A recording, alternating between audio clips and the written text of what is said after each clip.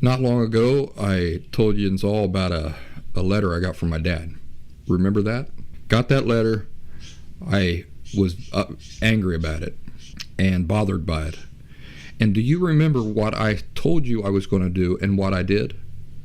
I told you I was not going to make any decisions about how to handle that situation until my emotions had calmed down. If I remember right, it took a little bit over a week for my emotions to calm down. And once I knew that my emotions were no longer involved, I knew that was then the time to think about how to handle that situation and what decision to make regarding that.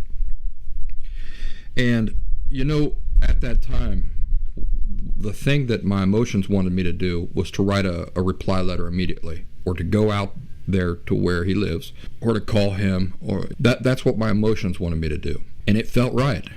It felt right. It felt like, yes, this is the right way to handle that. But I know from experience and from my recovery, don't trust anything that you believe is the right course of action while your emotions are volatile. Because once your emotions are calm and out of the picture, inevitably you will look back and go, whew, everything I wanted to do and seemed like the greatest idea in the world at the time would have been the stupidest, dumbest way to handle that situation. So ultimately what I did with my father there was nothing. You see, my emotions wanted me to act, to write a letter, to respond, to reply, to do all these things. And then once my emotions were no longer in the picture, and I could think perfectly clearly without their influence, I saw that what my feelings wanted me to do would have been the absolute worst course of action. The only right course of action was to do nothing, absolutely nothing, to not respond in any way, to not acknowledge the letter in any way. So, guys, girls, don't ever make big decisions when your emotions are volatile. Don't ever trust your feelings to determine realities for you or to base important decisions on. It can kill you. Really can, or it can get somebody else hurt, or it can result in irreversible decisions. Think about how many partners in the heat of a vicious argument decide that they're going to go through with a divorce. That's not the time to decide on a divorce when you're screaming at each other, kicking doors in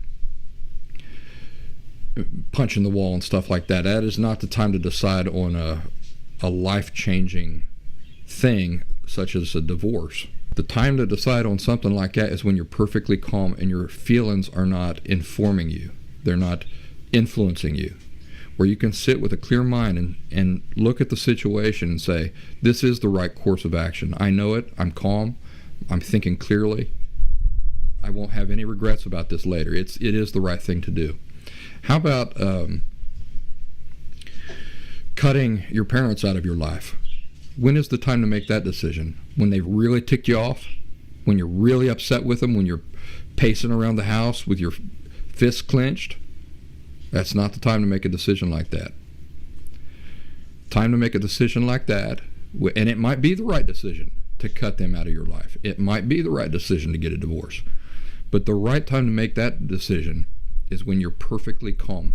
You clearly, logically, with critical thinking, understand the reasons why it must be that way. That's the time to make a decision like that. Not when you're angry, not when you're completely depressed or deeply depressed, not when your feelings are volatile like that or in an extreme place.